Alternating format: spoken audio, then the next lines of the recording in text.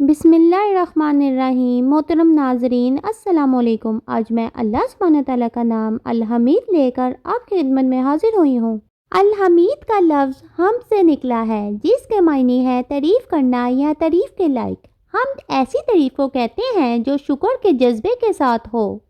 کوئی کام یا کوئی چیز جتنی زیادہ عیب اور نقص سے پاک ہوگی، اس کی اتنی زیادہ تعریف ہوگی۔ اس کے ساتھ ساتھ اگر یہ احساس ہو جائے کہ وہ کام یا وہ چیز ہمارے فائدے کے لیے ہے، تو اب دل کی گہرائی سے ابلنے والا شکر کا جذبہ اس تعریف کے ساتھ شامل ہو جائے گا۔ تعریف اور شکر کا یہ انداز عربی میں حمد کہلاتا ہے۔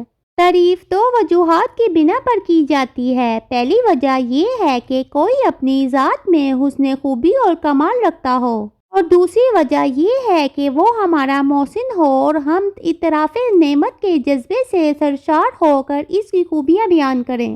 اور ہمارے رب کی تعریف ان دونوں حیثیتوں سے ہے۔ ہمارا رب ہر لحاظ سے پرفیکٹ ہے۔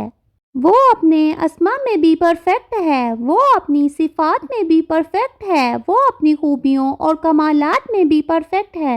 اگر ہم اپنی زندگی کو نعمتوں کے اعتبار سے دیکھیں تو ہماری پوری زندگی اللہ کے احسانات سے بھری ہوئی ہے، اور اگر ہم اپنے اعمال کے اعتبار سے اپنی زندگی کا احاطہ کریں تو ہمارے اعمال میں تو ایسا کچھ بھی نہیں ہے جو ہمیں ان نعمتوں کا حقدار بنائے۔ تو پھر یہ سب نعمتیں ہمارے پاس کیوں ہیں؟ اللہ ہمیں اس لیے عطا نہیں کرتا ہے کیونکہ ہم عطا کے لائق ہیں۔ اللہ ہمیں اس لیے عطا کرتا ہے کیونکہ وہ خود اپنے رحم میں اپنی صفات میں کامل ہے، اسی لیے وہی تعریف کے لائق ہے۔ اس کا حق ہے کہ ہم اس کی حمد و ثنا بیان کریں اور ہم اپنے دل میں اس کی نعمتوں کو یاد رکھیں، اور ان نعمتوں میں کسی دوسرے کو اس کا شریک نہ ٹھہرائیں۔ ہمیں انسانوں کے احسانات پہ انہیں شکر ضرور کہنا چاہیے، لیکن ہمیں یہ کبھی نہیں بھولنا چاہیے کہ انہوں نے یہ احسان ہم پہ اللہ کی مدد سے کیا ہے۔ انسان صرف وسیلہ ہوتے ہیں۔ ہم پر سارے احسانات اسی کے ہیں۔ ہم روز گناہ کرتے ہیں اور وہ پھر بھی روز ہمیں رزق معیار کرتا ہے۔ ہم روز اس سے معافی مانگتے ہیں اور اس سے کہتے ہیں کہ ہم دوبارہ یہ گناہ نہیں کریں گے، اور اگلی صبح اٹھتے ہی ہم وہ گناہ پھر سے کر بیٹھتے ہیں، لیکن پھر بھی وہ روز ہمیں اسی گناہ پر پھر سے توبہ کی مہلت دیتا ہے اور ہمارے لیے اس توبہ تک پہنچنے کے مرحلے کو آسان بناتا ہے، اور یہ سلسلہ ہماری آخری سانس تک چلتا رہتا ہے۔ ہم گناہ کرتے ہیں، توبہ کرتے ہیں اور وہ معاف کر دیتا ہے۔ اس کا رحم ہمارے لیے تب تک ایک سا رہتا ہے جب تک ہم توبہ کے لیے اس کی طرف واپس لوٹتے رہتے ہیں۔ کیا انسان ایسا ہوتا ہے؟ کیا انسان رحم کھانے والا ہوتا ہے؟ نہیں، انسان رحم کھانے والا نہیں ہوتا۔ انسان بے رحم ہوتا ہے اور اس کی محبت کے معیار قدم قدم پر بدلتے رہتے ہیں۔ آپ اس کی محبت کے پہلے معیار پر پورا اترتے ہیں، فوراً سے وہ دوسرا معیار سیٹ کر لیتا ہے۔ یعنی آپ انسانوں کے لیے کبھی بھی کافی نہیں ہو سکتے، اور نہ ہی انسان دوسرا چانس دیتے ہیں۔ یہ صرف ہمارے رب کی ہے۔ صرف وہی ہمیں دوسرا موقع دیتا ہے، اور پھر دوسرے کے بعد تیسرا موقع دیتا ہے، اور پھر ایسے ہی ہماری آخری سانس تک وہ ہمیں ایک کے بعد ایک موقع فراہم کرتا رہتا ہے، صرف اس لیے تاکہ ہم جہنم کی آگ سے بچ جائیں، ہم دنیا اور آخرت کے نقصان سے بچ جائیں۔ انسان تو کبھی بھی برے وقت میں ہمارے کام نہیں آتا۔ انسان کے پاس تو کوئی بھی طاقت نہیں ہے۔ رزق، اولاد، پیسہ، شہرت، خواہشات، ضروریات، یہ سب اللہ کی عطا کردہ ہیں، اور جو دینے والا ہے اس سے بڑھ کر شکر گزاری کے لائق اور کوئی نہیں ہے۔ اس کے احسانات کے انداز تو اتنے پیارے ہیں کہ وہ دیتا ہے اور دے کر کبھی نہیں جتاتا۔ آپ نے کبھی انسان سے احسان لیا ہے؟ حالانکہ انسان جو احسان ہم پر کرتا ہے وہ بھی اللہ کی مدد سے ہی کرتا ہے، لیکن پھر بھی وہ اس احسان کو جتا جتا کر ہمیں یہ احساس دلاتا رہتا ہے کہ ہم کمتر ہیں، لیکن پھر بھی ہم انسانوں کی طرف بھاگتے ہیں۔ اللہ اگر چاہے تو ہمارے ایک گناہ پر ہماری پکڑ کر لے اور ہمیں جہنم کی دہکتی ہوئی آگ کا ایندھن بنا دے، یا پھر اگر وہ چاہے تو ہمارے ہر گناہ پر دنیا میں ہی ہم پر عذاب بھیج دے۔ اس کے لیے تو کچھ بھی مشکل نہیں ہے، لیکن پھر بھی اس کا رحم دیکھیں، وہ اختیارات رکھنے کے باوجود بھی ہمارے لیے اپنا رحم چنتا ہے۔ اور اپنے غضب پر اپنے رحم کو ترجیح دیتا ہے، پھر کون سا بد نصیب انسان ہے ایسا جو اس کی ناشکری کرتا ہے، جو بات بات پر اس سے جھگڑتا ہے، جو ذرا سی مشکل پر اس ذات کے لیے تلخ اور کڑوے الفاظ بولنے لگتا ہے۔ کوئی بدبخت ہی ہوگا ایسا جو اس کی اتنی نعمتوں کو اپنی آنکھوں سے دیکھ کر بھی اس کے سامنے شکر کے سجدے میں نہیں گرتا۔ اور ہمیں ان بدبختوں میں سے نہیں ہونا۔ کائنات کی ہر شے ہمارے رب کی پاکی بیان کرتی ہے، ہمارے رب کی حمد بیان کرتی ہے، تو پھر ہم کیوں نہیں، ہم کیوں اتنا اکڑ کر چلتے ہیں جیسے سب کچھ ہمارا اپنا کمال ہو، جیسے ہم کچھ ہوں، ہم کچھ بھی نہیں ہیں، سب کچھ ہمارا اللہ ہے۔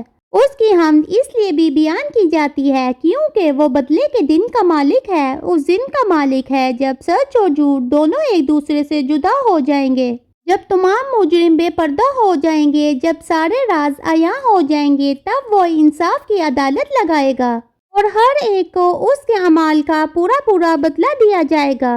وہ اس لیے بھی حمد کا حقدار ہے کیونکہ وہ روشنیوں کو اور اندھیروں کو پیدا کرنے والا ہے۔ روشنی اور اندھیرے دونوں اپنی اپنی جگہ اللہ کی بہت بڑی نعمتیں ہیں۔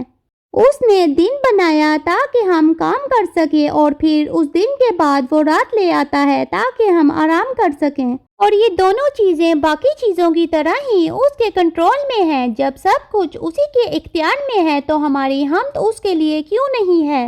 ہم کیوں اس کے ذکر سے دور بھاگتے ہیں؟ ہم کیوں اس کا شکر ادا نہیں کرتے؟ کیا زندگی کا کوئی ایک ایسا لمحہ بھی گزرا ہے جو اللہ کے رحم اور اس کی مہربانی کے بغیر گزرا ہو؟ ہم تو سر سے لے کر پیروں تک اللہ کے احسانات میں ڈوبے ہوئے ہیں، اور پھر بھی ہم اتنے احسان فراموش ہیں کہ دنیا کے لیے اللہ کو بھول جاتے ہیں۔ اللہ نے تو کبھی بھی ہمارے حقوق میں ناانصافی نہیں کی، تو پھر ہم اس کے حقوق میں اتنی ناانصافی کیوں کرتے ہیں؟ ہم دعا قبول ہونے پر مزاروں پر جا کر ماتھا تو ٹیک دیتے ہیں، لیکن مجال ہے جو ہم جائے نماز بچا کر اللہ کے سامنے شکر کا سجدہ کر لے۔ اللہ کو اپنے وہ بندے بہت پسند ہیں جو اللہ کا شکر ادا کرتے ہیں، جو اس کی نعمتوں کو، اس کا احسان تسلیم کرتے ہیں، یہ کہنے نہیں لگ جاتے یہ سب تو میری وجہ سے ہے، جو عاجز بنتے ہیں اور جھک جاتے ہیں۔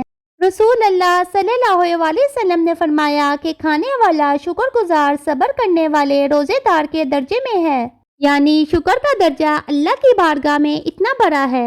دل میں اللہ کی نعمتوں کا خیال رکھنا بھی شکر ہی کی قسم ہے۔ اگر آپ اپنے دل میں اللہ کو یاد کرتے ہیں اور یہ سوچ رکھتے ہیں کہ اس کی آپ پر کتنی نوازشیں ہیں، کتنی مہربانیاں ہیں، تو یہ بھی اللہ کا شکر ادا کرنے میں شمار ہوتا ہے۔ اور یہ بھی یاد رکھیں کہ ہم نے عبادتیں بھی اپنے لیے کرنی ہوتی ہیں اور ہم نے شکر گزاری بھی اپنے لیے کرنی ہوتی ہے، یعنی ایسا نہیں ہے کہ اللہ کو ہمارے شکر کی ضرورت ہے، یا پھر یہ کہ اگر ہم اس کا شکر ادا نہیں کریں گے یا اس کی پاکی بیان نہیں کریں گے تو وہ الحمید نہیں کہلائے گا، ہرگز نہیں۔ جیسے سورۃ النمل میں فرمایا گیا کہ اور جو شکر کرتا ہے تو وہ اپنی ذات کے لیے ہی شکر کرتا ہے، اور جو ناشکری کرتا ہے تو میرا رب بے نیاز ہے، کرم فرمانے والا ہے۔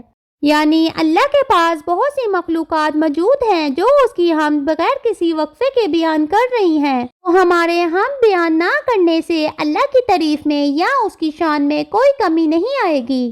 اگر کسی کو اس سے نقصان ہوگا تو وہ صرف اور صرف ہم ہیں۔ حضرت سعد بن ابی وقاص رضی اللہ عنہ بیان کرتے ہیں کہ رسول اللہ صلی اللہ علیہ وسلم نے فرمایا، مومن کی عجیب شان ہے، اگر اسے کوئی خیر و بلائی نصیب ہوتی ہے تو اللہ کی حمد بیان کرتا ہے اور شکر کرتا ہے، اور اگر اسے کوئی مصیبت پہنچتی ہے تو بھی اللہ کی حمد بیان کرتا ہے اور صبر کرتا ہے، پس مومن اپنے شکر و صبر کے ہر معاملے میں اجر پاتا ہے۔ شکر اور صبر کا معاملہ ایک ساتھ ہوتا ہے کیونکہ انسان کی زندگی میں بعض معاملات ایسے آتے ہیں جہاں اس کے لیے شکر کرنا بہت مشکل ہو جاتا ہے، اور تب اسے صبر سے کام لے کر شکر کرنا پڑتا ہے، اور یہی اصل شکر ہے۔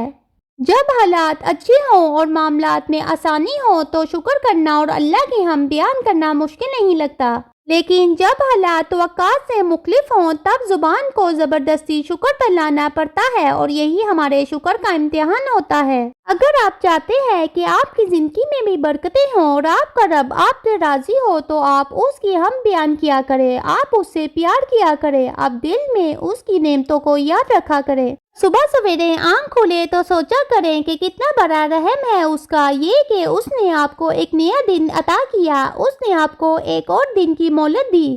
کہ اگر وہ چاہتا تو رات کو سوتے ہوئے ہی آپ کی روح قبض کر لیتا اور آپ کو توبہ کی مہلت ہی نہیں دیتا، لیکن اس نے ایسا نہیں کیا۔ اللہ کی ہم بیان کرنے سے مراد یہ بھی ہے کہ یہ تسلیم کیا جائے کہ اللہ ہر عیب اور ہر برائی سے پاک ہے۔ وہ ہمارا خالق اور مالک تو ہے، ساتھ ہی ساتھ وہ ہمارا بادشاہ بھی ہے۔ پوری کائنات تنہا اس کی سلطنت ہے اور اس کی ان خوبیوں اور صفات و طاقت میں کوئی بھی اس کا شریک نہیں ہے۔ اصل تعریف کی حقدار تو بس اسی کی ذات ہے، وہ ذات جو کسی کی محتاج نہیں ہے، وہ ذات جس کے حکم اور فیصلوں کو زوال نہیں ہے۔ اس لیے ہمیں کوشش کرنی ہے کہ ہم زیادہ سے زیادہ اس کی حمد بیان کریں۔ آپ پر برا وقت آئے تب بھی یہ اس کا حق ہے کہ آپ اس کی تعریف اور بڑائی بیان کریں۔ اللہ سبحانہ تعالیٰ سے دعا ہے کہ وہ ہمیں اپنے شکر گزار بندوں میں شامل کر لے، آمین یا رب العالمین۔